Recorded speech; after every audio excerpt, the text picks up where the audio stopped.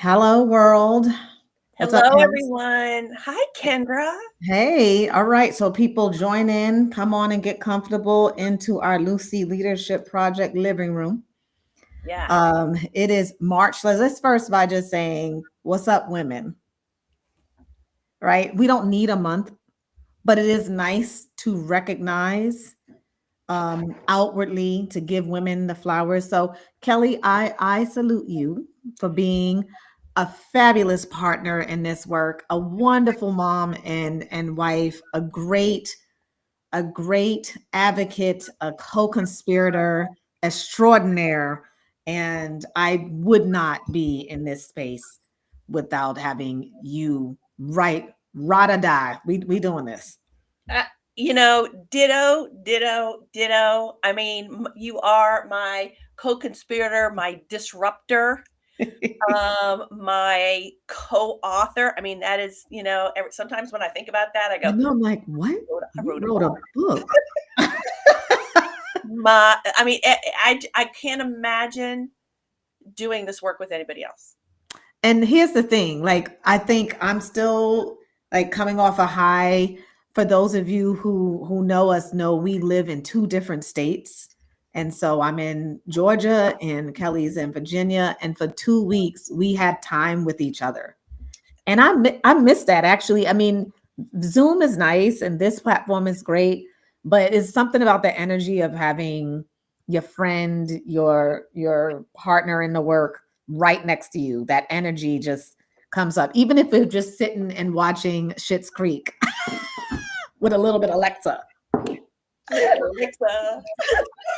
I keep saying it wrong. I keep calling her Alexa like the dad. I know. Me too. Alexa. I know that tells you like we sound old. But yeah, it's true. I mean, technology is great that you and I can meet every week, sometimes twice, 3 times a week. We email every single day. But boy, is it nice. Man, it's just so nice to have you, when I wake up in the morning and you're sitting at the table, or we're having dinner together, or whatever it is. Yeah, Yeah, I miss that. I know. I So I went mean, through your plus there. and I think that is why for us in Lucy Leadership Project, the word community stands out so strong. And in the times like these, and I'm going to say it in that way, however you're experiencing your current life, whether you are impacted by losing your job, whether you are scraping the last 2 nickels to get some bread and some eggs, whether you are just going through whatever you're going through, you're an educator, whatever space you're in, there's something about being in space with someone you love. And it is more and more, Kelly, it is clear, it's so crystal clear that isolation, um, negative energy can consume the life of a person, and we can die while we're awake. And having a community and a sisterhood is so critically important. For me as a Black woman, this is how I'm staying alive. People, listen, we've gone through some serious shit these past few years, right? With the loss of your mother-in-law, to losses of our family members, Kelly, Yep. to potentially having breast cancer, to the loss of a pet, to loss of jobs and clients. And and for some reason I find it, I'm just like, I'm having more smiles than I'm having more cries. Yeah. And I've figured out that having more smiles has a lot to do with how I've let people into me, and let that positive energy, and community is one of them. So I just wanted to give that testimony. Those of you who are listening, who are experiencing what you're experiencing, don't do it alone. Find something and someone. So it's not enough to have a something. There has to be a someone, and that someone, listen, that someone could be Rosie, That's my the dog. your dog. It could be your pet. It could be your bestie. It could be your church going friends. It could be the community. It could be this community. And so I just implore you all to find that love and use that to energize you through this moment. Yeah, and it is a component of self-compassion. So, there's several elements of self-compassion, but one is isolation versus being in community and realizing, oh, in this moment, in this time, the fear I might be feeling, the anxiety you mean I'm not the only one? I'm not the Mhm. only one that doom scrolls on my phone at night before I go to bed. I'm not Yeah. the only one that is not sure what's going to happen tomorrow. I'm not the only one that's worried about my kids. Eh, so it is being in community, and I would just add one other element of this. If you can find your community of sisterhood, Mm. especially, then find those that can say, yeah, me too. I've had, maybe not exactly like you had it, but I've had something similar happen, and then we realize we're not out in this world by ourselves. Right. Right. And we can hold each other up, we can lift each other up, we can pull each other up when we fall. When we're rising, we can push each other even further. So find your sisterhood.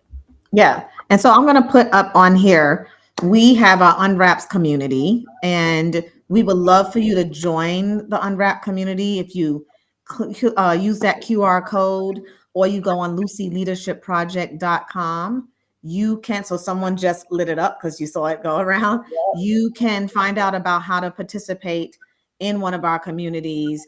This is one of the elements of community, this Book Talk Live. And I am so happy that we are having coming back to Book Talk Live, Dr. Rachel White. And this is an incredibly important conversation that we're going to have with her. I mean, she's the researcher around the creation of the superintendent's lab, and she'll share a little bit more about that. But the reason why I'm providing context around it is, as educators, as women educators, the landscape for us is looking very different than what we might have thought it would have looked like prior to the start of the school year.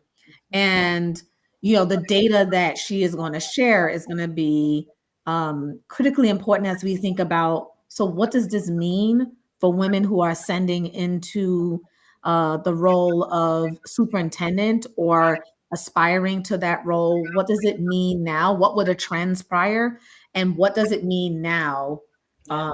as we go to the future? So I'm so happy to have this conversation with her. We're gonna geek out Yes, with we are. Dr.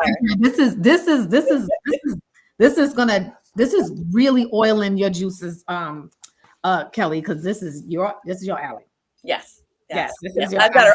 a research data mind. Yes, she does. I am narrative and all the feels, and tell me I want to know the story. I want to hear the living voices behind all the data. So that's why we make like a perfect human. You complete me. Oh, I can't do that. I'm I- always afraid I'm gonna flip somebody off. The fingers are gonna go in the wrong place. so we're gonna bring her in, and as we bring her in, one of the things we always say, and we've learned this from some of our peers, is you give people their flowers, you read their whole god daggone bio. I don't care if it's 10 pages long, if it's a curriculum vitae and we're going through the whole thing and it takes the whole hour, we're going to read it. Because they earned it. They earned it. So let's bring on Dr. White. Whoop, whoop. Hey, Hi, everyone. Good to be back. Hey, We're thank glad you to so have you much. back. I love that you are here. So I'm gonna open us up with your bio, so you get to sit back, grin, don't feel shy, like lean in. I want you to like keep going and I want you underscore to go, that. uh-huh. Yeah, That's uh-huh. right. I did That's that. who I am. I That's did who I am. that. And then I'm gonna hit you with the first question. Yeah. And this has to be about unwrapping. So welcome, Dr. Rachel White. And Dr. Rachel White is an associate professor of education leadership and policy at the University of Texas at Austin. My mom was just there for South by Southwest. Her research centers around one, issues of power, voice, diversity, and inclusion in education policy, making, and implementation processes. So that whole line that I just read there, that's been scrubbed from the internet by now. And number 2, examining structures and policies that contribute to or counteract equitable and socially just K-12 education. Another thing that's going to be striked out. Dr. White is a former local school board member, vice president, and volunteer assistant high school cross country and track and field coach. She's also previously served as a policy analyst for the Michigan Association of School Administrators. I don't, hold that against you since I went to Notre Dame. And associate director of policy and advocacy for the Ohio College Access Network. In her free time, which I don't even know how you have any free time, Dr. White enjoys hot yoga, which I have my own personal hot yoga. That's like private summers. That's not hot yoga. Oh, is that what okay, I'm going to call it hot yoga. Hiking, playing basketball, whoop, whoop, that's my jam. Running, traveling, reading young adult novels, and following her favorite college sports team. So before we ask you a question, what's your favorite college sports team? Oh, it would be the Big Ten champs in basketball. Kendra. Oh, you're talking about the University of Notre Dame? Oh, no, that's the ACC. No, they and the Big Ten, but I'm just saying Michigan just won the Big Ten this weekend. So come on. So I'm looking forward. Michigan is my first love. And Michigan is your, I'll let you have that for right now, but watch out when if Notre Dame plays them, it's over. Okay. All right. It is over. The women play, and I'm talking about Notre Dame's women. The women play on Friday. Okay. So yeah, I'm now at UT Austin. I'm a Longhorn now, and the women are number 1 seed right now for the women. So they're here in Austin. So I'm going to. All right. I'll cheer for the Notre Dame women. I like Coach Moffitt. She's good. Yeah. Listen, Coach Moffitt is a storied person, right, at that institution, but she got some with Niele Ivy. She's just fantastic. Anyway. But we digress. All right, let's talk about let's ask you the first question, which is the last time we met, we asked you about what does the term unwrap mean? So let's fast forward to right now. So how are you staying unwrapped this year? What's that look like? Ooh, yeah, because I think when you initially asked that question, like, what does unwrapping mean to me? And I feel like right now, in this moment, I'm trying to stay wrapped. Like I'm trying to keep it together right now. Yes. Like stay wrapped up. Like don't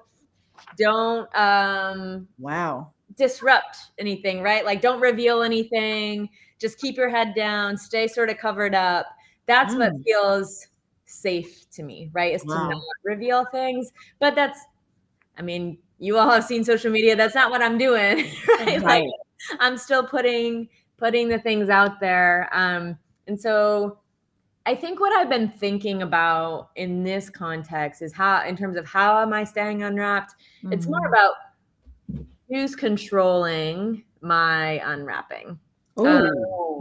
And I'm controlling it, right? But I do feel like right now there is a lot of contextual factors and outside influences that are impacting what I unwrap, how I unwrap it, when I unwrap it, to what extent I unwrap it. And so that doesn't always feel great. But I do know that ultimately I control it, right? I can control what I can control, and that's me, right? What I give to other people, what I receive from other people, what I internalize from other people. And so I've been thinking a lot about that, just like controlling my own unwrapping, and revealing what I feel comfortable revealing when I want to do that. And at the same time, trying to recognize this with my whiteness. This is my, I need to step up in some spaces, and being a woman can be hard right now. Doesn't matter what color. Womanhood is hard. Folks have seen, at least in my world, in the research world, any grant that had the word woman in the grant flagged as potentially being woke or focus on diversity, equity, inclusion. But I can recognize too that like I'm not the only, we as women, we're not the only ones under attack. Within there, we saw Yes. words like homeless. We saw, Black, Mhm. we saw words like sense of belonging. I know. My favorite of all is the word historically, I know. right? And so, it's sort of, this is where I start to feel like, oh, I need to like keep myself wrapped here. And like not wade off into, being distracted by these other things. But I think that's what I'm thinking about, is staying wrapped is like, be rooted in the data and the evidence, stay sort of wrapped in that area, rather than sort of being distracted and getting wrapped in places that that they want you to be. A lot of this I feel like is distraction, right? And organized chaos. And so I'm thinking about unwrapping on a Christmas morning, right? Like it's organized chaos. And how do we avoid that? Like now as adults, we have very organized Christmas unwrapping. So it's like, how do we sort of get to some of that structure again? Oh, that is so interesting. Oh, that question, who's controlling my unwrapping? I mean, that's one I think I just need to ponder for a little while, because I don't know if I intentionally have ever asked that of myself or others in that way. So that's pretty powerful. I think it might be helpful for the people listening and for those who will watch this later. Can you tell them a little bit about the superintendent's lab? Because what you're doing is it's not just important data that before even this moment, a lot of it didn't exist because you went out to look for it. But I think what you're doing at the lab is going to be exceptionally important moving forward, as we are going to lose data, as data is going to be deleted, out of everywhere. Our history is being deleted. So just tell the listener, what is the Superintendent Lab? What do you do? Why did you start it? Sure. Yeah. So the Superintendent Lab is really just an online hub for data and research and insights on the superintendency. A big part of that is the National Longitudinal Superintendent Database. So that started in 2019, and we track superintendents every year. And we typically are collecting the data between October and the end of November. That's about how long it takes for 6 people to, on a weekly basis, daily basis, be hand collecting this data. Because actually the federal government did not collect this data at all. They collect a lot of data on teachers and on principals that has been incredibly useful to research, but has not collected a lot on superintendents. Some states do collect data on superintendents, and probably almost every state has some sort of data on superintendents, but it may not be publicly available. And so that sort of was the birth of the Superintendent Lab, was the data set.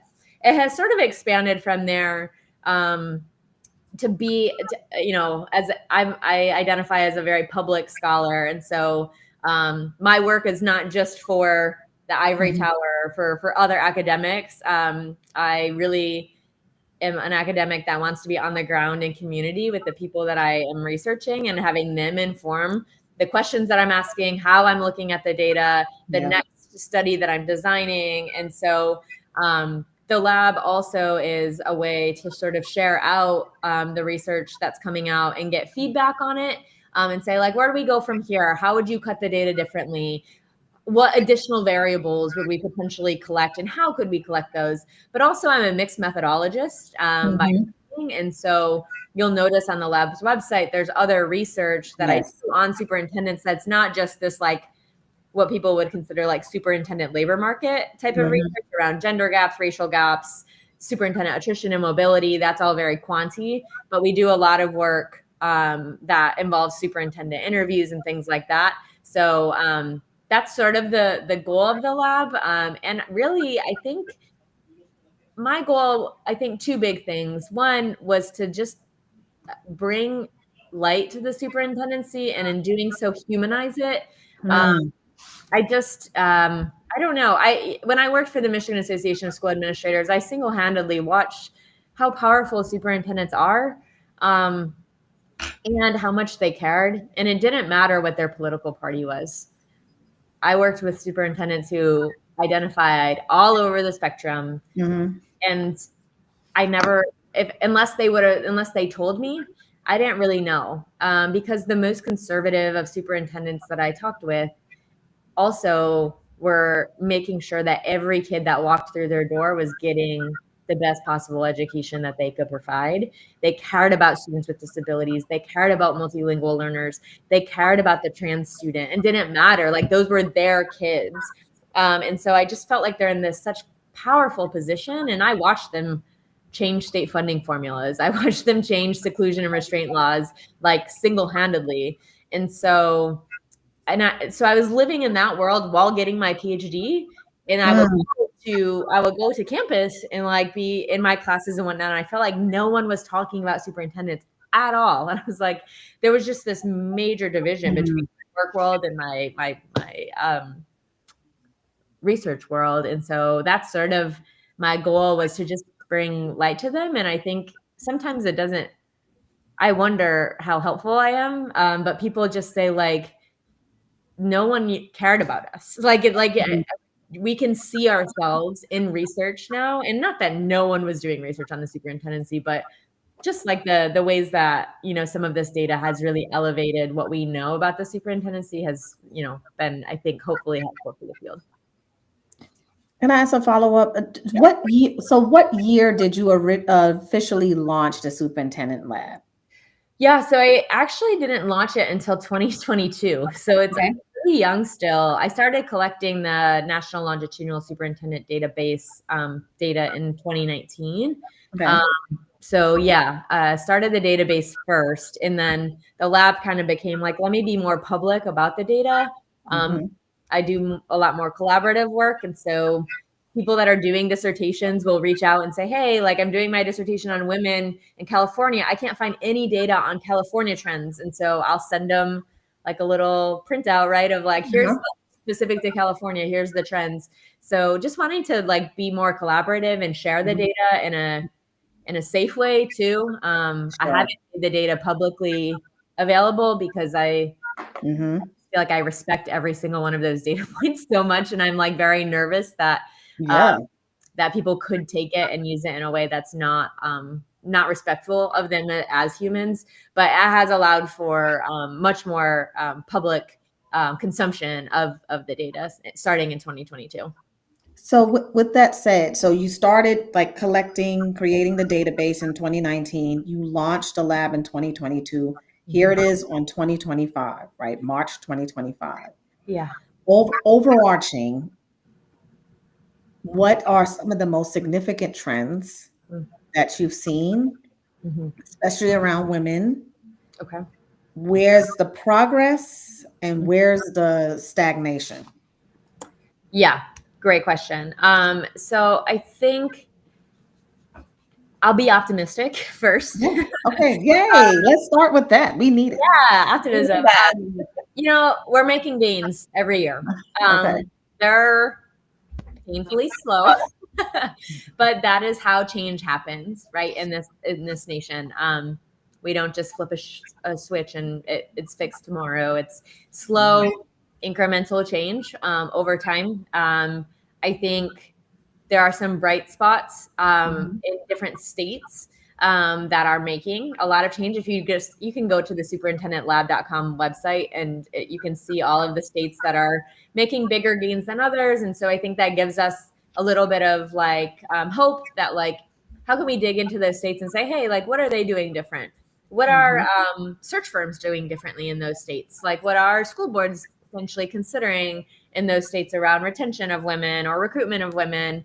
And so I think that's positive. Women still represent less than 30% of all superintendents in the nation, which is interesting given that about between 70 and 75% of teachers are women, right? And so I think the challenge, though, is it's still hard to research in this area Because when I talk with women about the challenges in moving up in leadership, I know they persist. And at the same time, I think moving into the superintendency is not always what people want to do.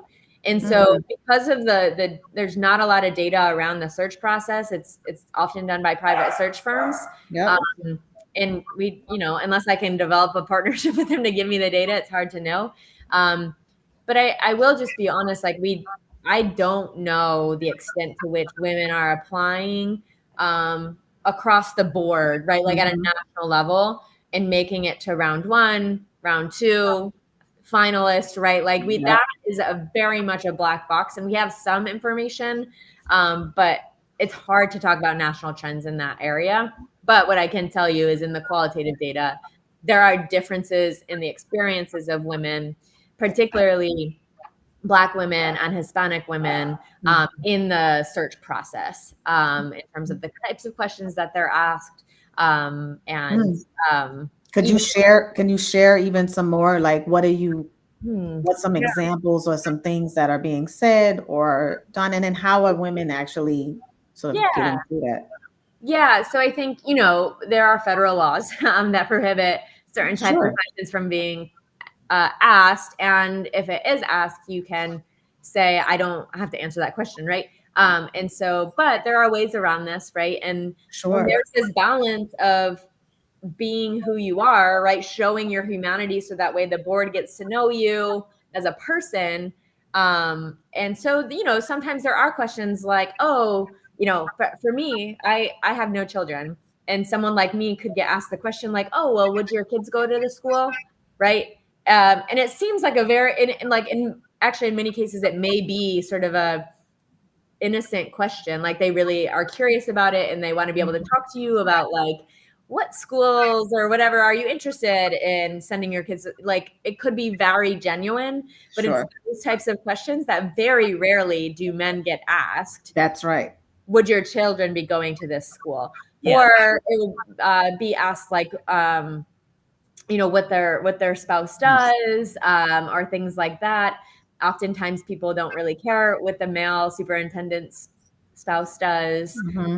And so those are the types of questions that can be a little bit challenging for women. And I think people often affiliate sort of like women will stay if they have some sort of like root there, right? And for men, I think a lot of what we hear is that there's this assumption that like men run the household, so they'll just move to the next place and just bring their women will follow. Yep. There's this assumption that women have to get permission to be able to move, right? Like, is your family on board with moving? And like, that's not a question that many men get asked. So it's just little things like that. Wow. So that was like the positive, though. We're making little gains when it comes to women in the superintendency. I do a lot of work on attrition, and we're seeing women's attrition rates kind of always being steadily higher than men. I will say this is the first year that we're reporting out the difference between interim attrition, that like total attrition, and then attrition that removes interim superintendents. Because we would expect interims to turn over, right? And we know that women are significantly more likely to be tapped to be an interim.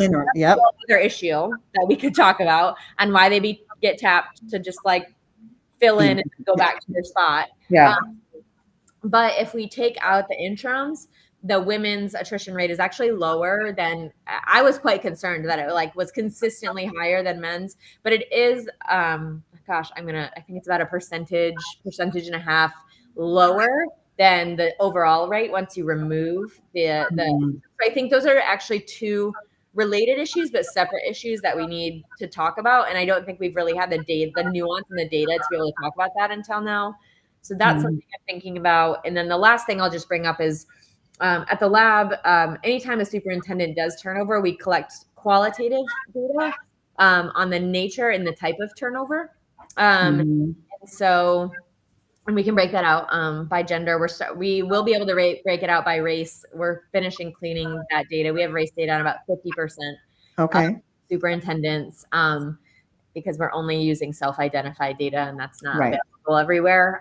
But one of the, I would say, more concerning trends has been the increase in the proportion of attrition that's attributable to firings or contract non-renewals, as well as attrition. We call it attrition that takes place in a contentious environment or a politicized context. So we do very like basic coding of publicly available sources, such as retire, resign, fired. The amicable, we call it ostensibly amicable attrition, or politicized context attrition. Those ones we rely a lot on things like sentiment analysis and textual analysis. We don't force anyone into that. We actually have a big category that's a not enough data category. And actually, one thing that's kind of unique in the data, and I think worthy of diving into a little bit, is this year, the last 2 years, the proportion of not enough data has gone up.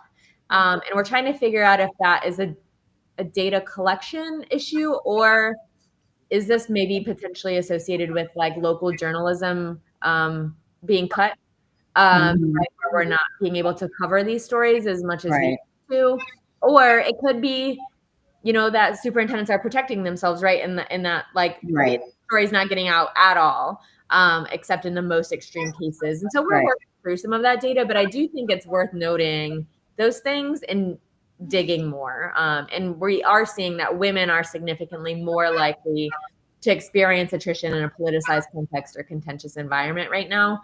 Trying to kind of figure out the extent to which gender can explain that versus local context, because we also know that women are significantly more likely to lead in large urban districts that potentially could, well, we see sort of this glass cliff situation oftentimes, where the schools are already under-resourced. They're come in and asked to do the impossible. They're given 7 months to do it, and they don't do it in 7 months, and then they're out, right? So, yeah, those are kind of the big things that I'm seeing.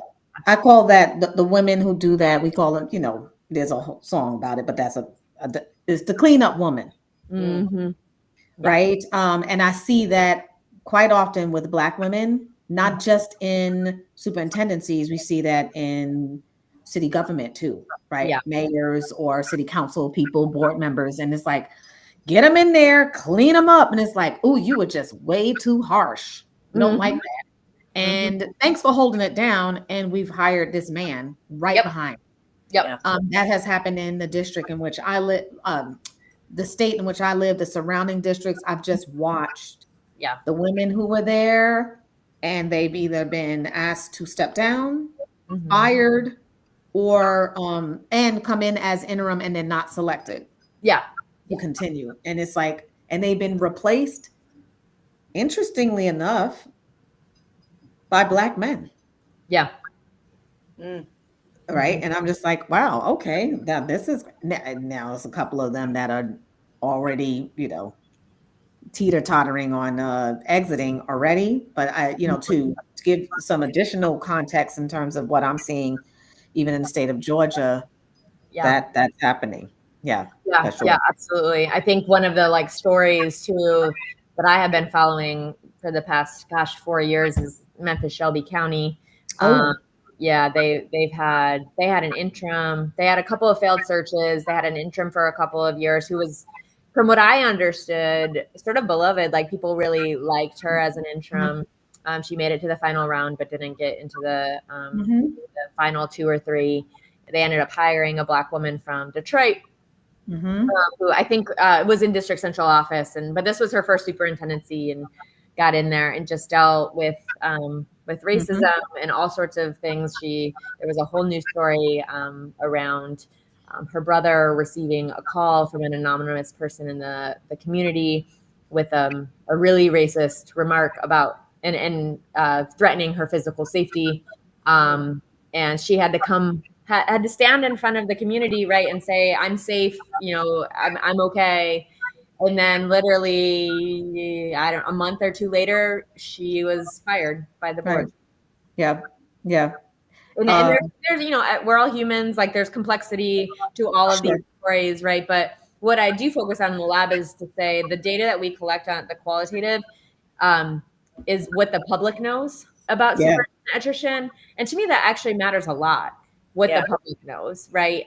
So I think in the same case here, like there is absolutely a storyline, right, that's not even out in the public. Sure. So, but to me, like that suggests there's probably even more that we don't know. Yeah. That's amazing. That is fascinating to me, because when they come in and do the cleanup and then they say, okay, you've cleaned up enough.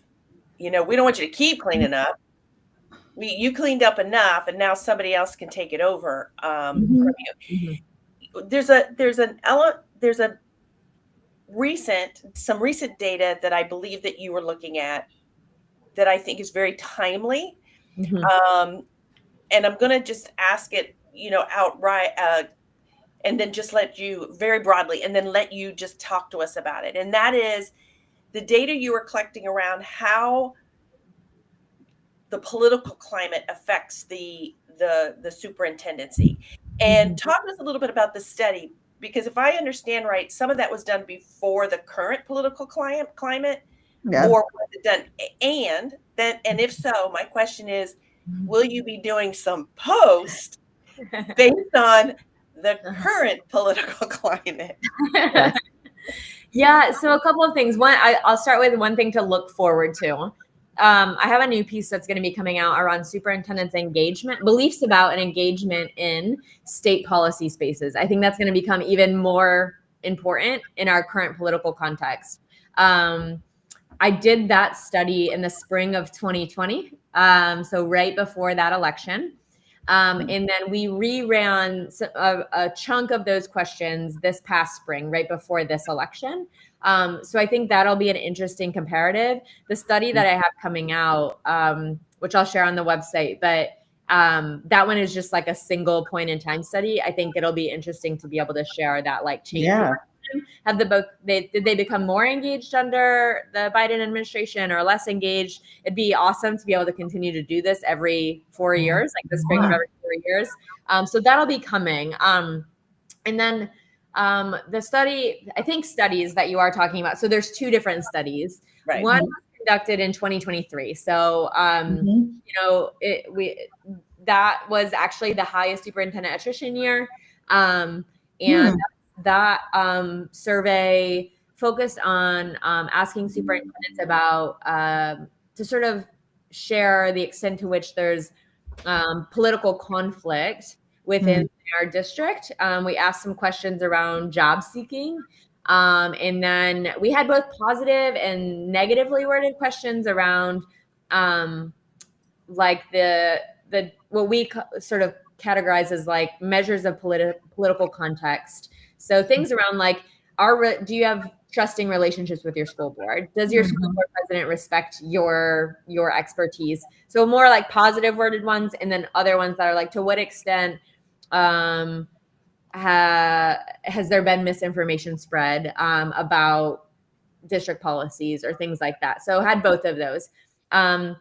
So in that study, one thing that we found is that we did ask a question about whether or not they had been threatened in their official capacity as a superintendent.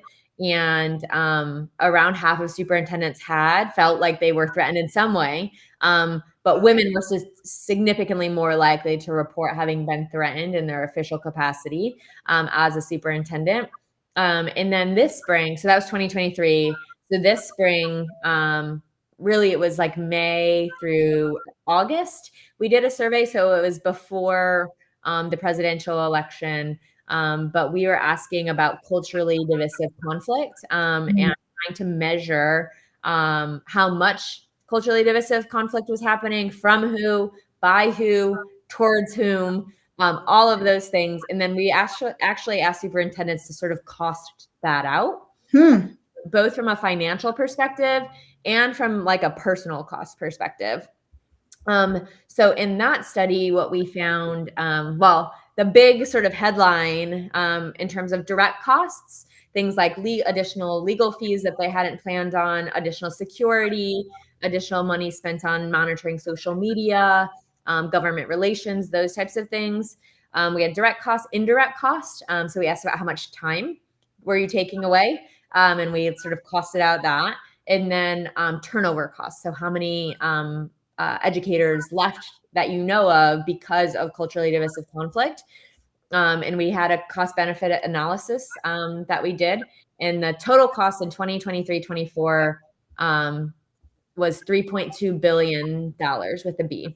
And so particularly in this time where we're feeling very crunched in our budgets, it just makes us think about, like, if we weren't having to spend money on sort of this organized chaos, right? What could we be spending it on? So there was that financial cost, but to me, actually, that's really important. But one thing that really stuck out to me was the personal costs to superintendents. And so in that study, we found that around 50% of superintendents reported at least one time last year that they were harassed and or they saw disrespectful images or comments of themselves online. And then around 10 to 12% of superintendents reported at least one time last year that they experienced property vandalism or threats of physical violence toward them. And so that part to me was really concerning. And this was all before the election. And so, you know, I would like to say, like, let's do it again. Let's collect it again. But I also am trying to be real sensitive on, like, my survey is not the most important thing that superintendents can fill out, right? There's lots of other things that we need to be fighting for right now, particularly around continued collection of data and things like that. But I do think it's important that we monitor that because I am, always just nervous for them and their physical safety because they are in a very public and vulnerable position. That is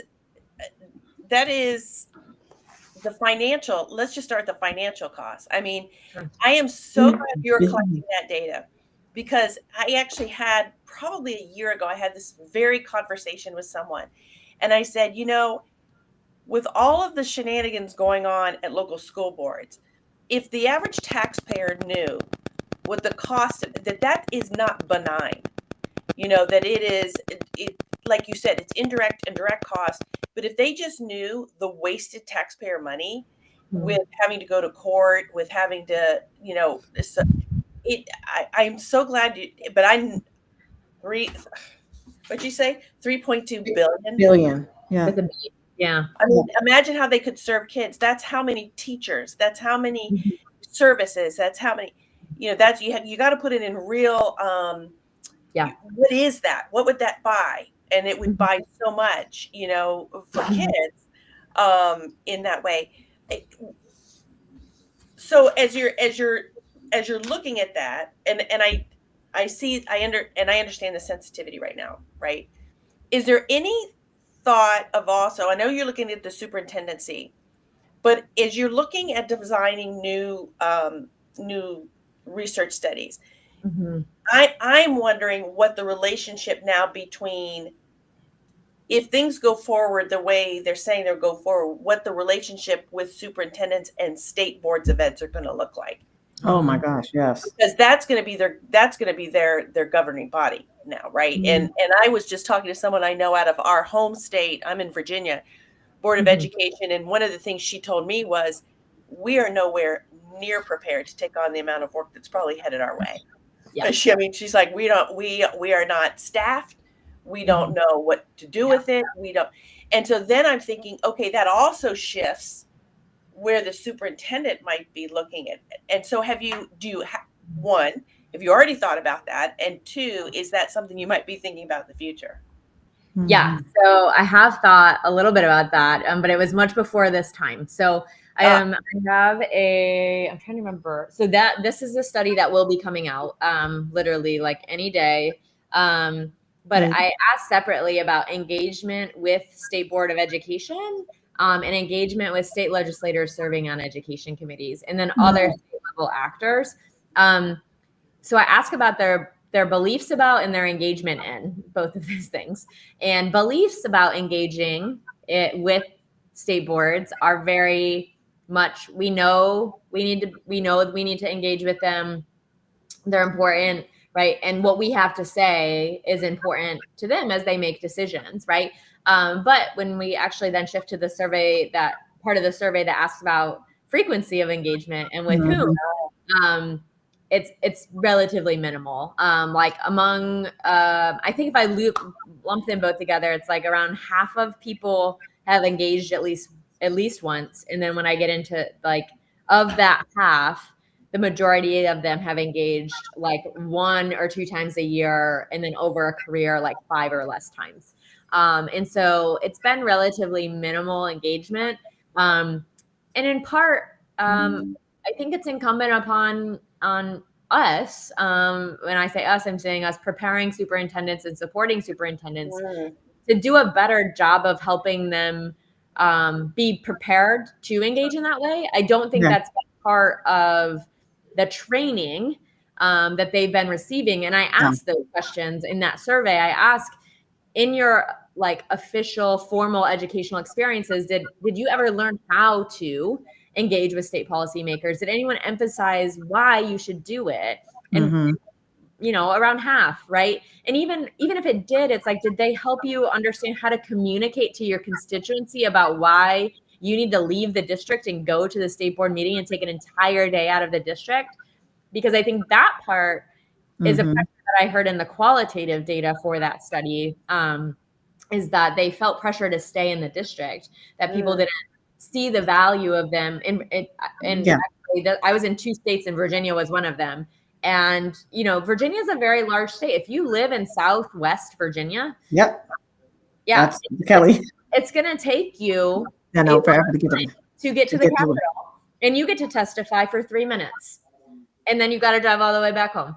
And it's hard to communicate to your board, to your principals, to the community, why you need to take 9 hours or more to talk for 3 minutes, right? And so I think we also need to do a better job of helping them communicate out the importance of this, especially in this moment, and just like helping them better understand how do you constantly stay in communication with policymakers. And for me, like working with the Michigan Association of School Administrators, that was our job. And I always emphasize, like, you can't just reach out to them when you're mad.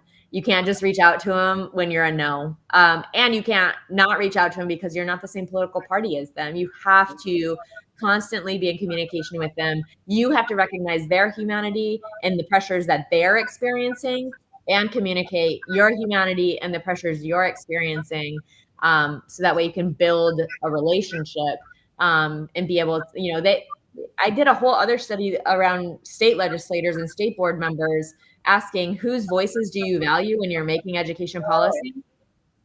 Unequivocally, they value superintendents' voices. They value them whether or not they're individuals or presented as a group. And that's very different than they value teachers' voices. And so I think for teachers' voices, it was somewhat politicized. Some political people on a certain political party wanted individual teacher voices in their constituency, and they did want to hear that. They didn't want to hear group teacher voices, which is like union, right? Right. But that's not how it is with superintendents. Everybody respects and wants to hear their voice. And so there's a reason, like, they need to carry that bucket, because the teachers are going to be their voice will be politicized in a way that theirs isn't. So I know I throw a lot of different studies at you. No, that's fascinating. In the district that I used to work in, I would say that the superintendent did a masterful job of not only being very connected to the local city government, local county government. Yeah.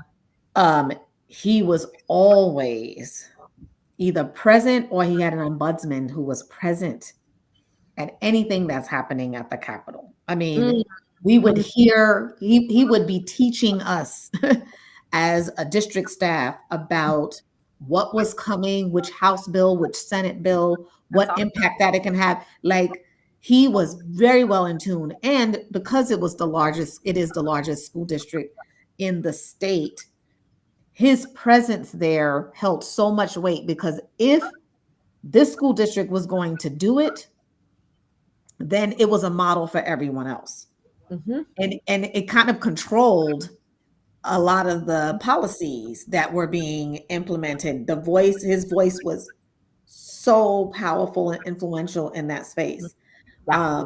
And so there is something to be said about not only that training, but about the knowledge to do that. And for women superintendents who are ascending or aspiring in their contracts to Yeah. be asking for that time to, as part of an expectation, to maybe bring on, depending on the size, bring on an ombuds Yeah. person whose role is just, I just need you to keep me abreast on anything that's happening locally, Mhm. nationally, on a Mhm. statewide level, and Mhm. keep us informed. Where do I need to be? Who do I need to talk to?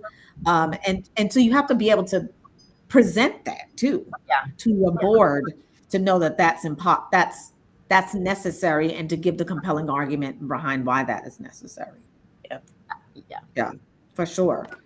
This is so interesting. I put in the chat the link to the superintendent lab for people who are um, interested in learning some more about, the work that you do and some of the data that you have. So, I can't believe we're almost closing out. Like, we used to do this for 90 minutes, and I'm just like, this is not enough time. So what Kelly teed up for you in terms of like what to be looking, the current state, and what does it mean moving forward. Mhm. Again, I asked you this before we got on, like, this is a dangerous thing to ask a researcher, right? But, in terms of looking forward, where, for women, Mm. what advice, yeah, what should we be doing, I guess? How should we be maneuvering in this current climate, based on your trend data, and also based on some of the conversations you've been having recently? Where do we go? What do we do? Yeah. I think first and foremost, take care of yourself, right? Mhm. You can't be in this position if you are not well. And you can be in this position, but you're not going to do your best work if you are being selfless. So please, like, don't be selfless. Like, lean into Mhm. yourself, state your needs, and know, really, really think about, the match with the community that you're in. Mhm. And I think that part's important right now.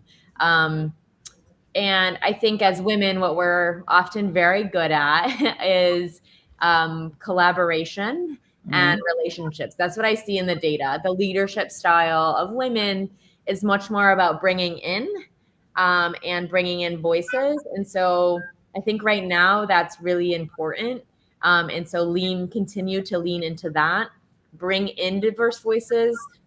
It seems really hard right now, but I think it's Mhm. more important than ever to bring in everyone, regardless of political party, to see the good work that is happening in public schools. And so continue to do that, continue to engage in communities like this. Yeah. Uh, a lot of state associations have started to also form women's support groups. Be engaged there, because you're looking out for each other then, Yeah. right? Um, Things to not do: don't be a contributor to women hurting women the most. Mm. I see that a lot. And in part, this is what they want, right? Yeah. In that we know that the number of spots in leadership positions for us are limited. So when one woman gets it, that feels almost threatening, right? Because we're like, there's not so many spots left, and if she got it, then I'm not going to get it, right? But Cheer her on. yeah, yes, like, this is not the time, right, to Mhm. have women pulling women down. So know that when one woman rises, we all rise, right? And so I think that part is really important. And then I'm trying to think network and speak up to your support groups and your state associations. I think one thing in this study that I recently did, I looked at the mentorship and networking opportunities that women were getting compared to men. And the ones that they were getting, and then the ones that they wanted. Ah, Women were significantly more likely to get mentorship around like HR issues, leadership issues, more generalized leadership issues.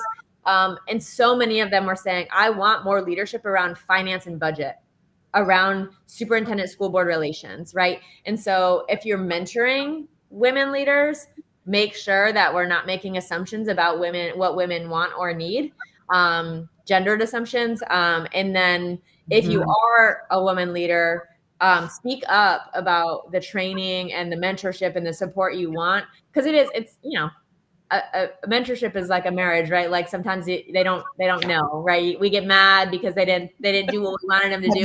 Tell them what you wanted them to do. So tell the mentor, right? Tell them like, I need mentorship in this area around like budgets are tight right now. Like how do I, or I've been charged with going up with a bond or a levy. Like, I need support there. So be really specific about what you need in these spaces to continue to thrive in your position.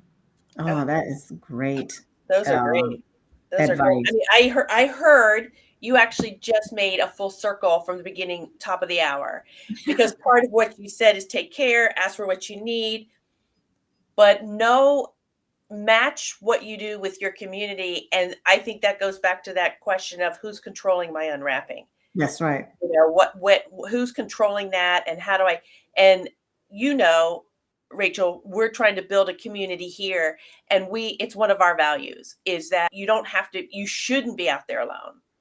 You're talking about caring for yourself and self-compassion.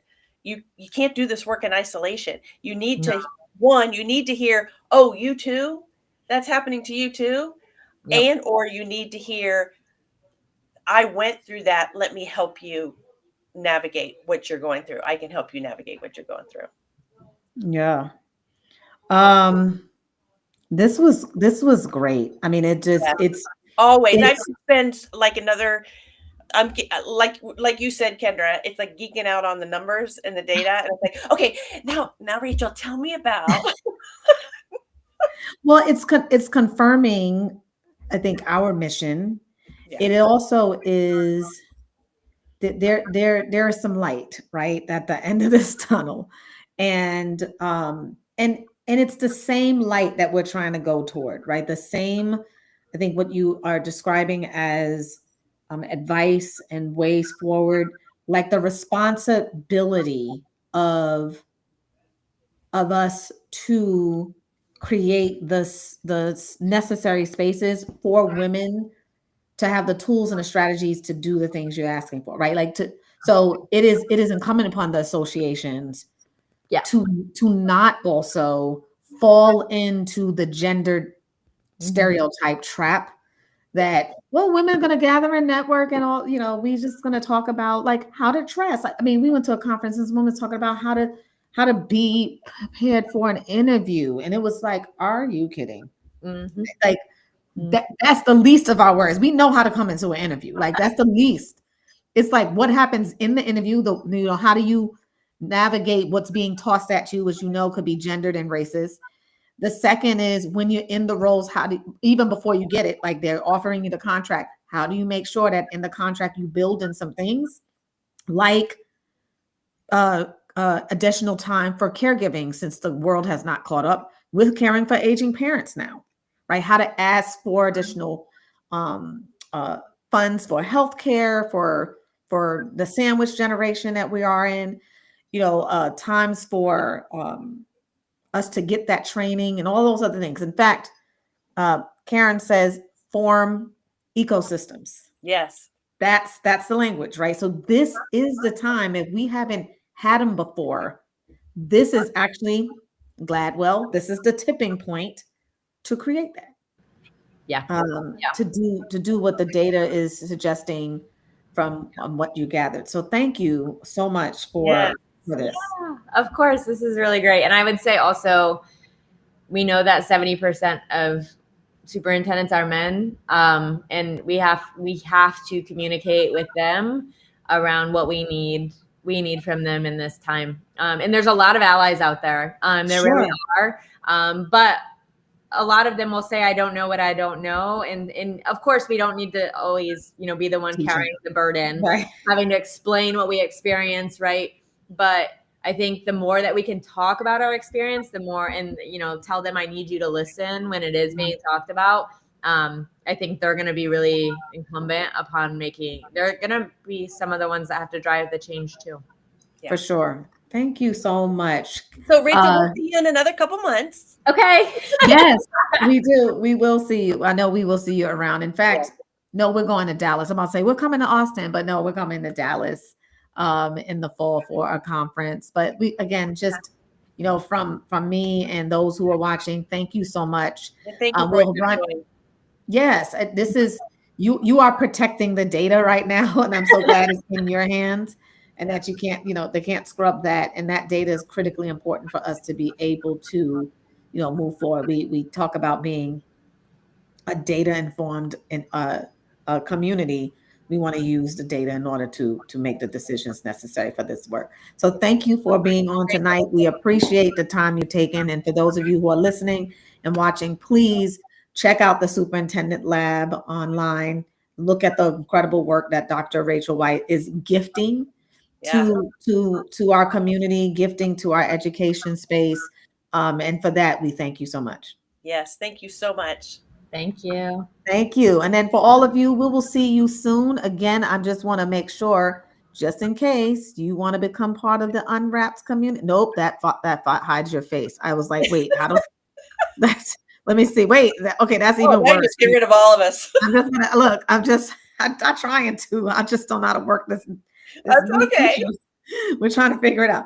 So if you want to join an Unwrapped community, please feel free to do that. This is the type of conversation we like to have. It is not the fluffy networky stuff, which is always good, but this is really about making sure we have the tools, the strategies in order to navigate the spaces that we're in so that we can thrive. So I just want to, again, thank you, Rachel. Let me bring us back to like where we're supposed to be. Nope, that's not right. And here we go. There we go. There we go. Eventually I'll get it. Okay. So have a great evening, and we will see most of you back next week for the Unwrapped. Hook 'em, Rachel. Hook 'em. Oh, come on. What am I? I'm a Fighting Irish. Fighting Irish. Erin go bra. Yeah, really. All right.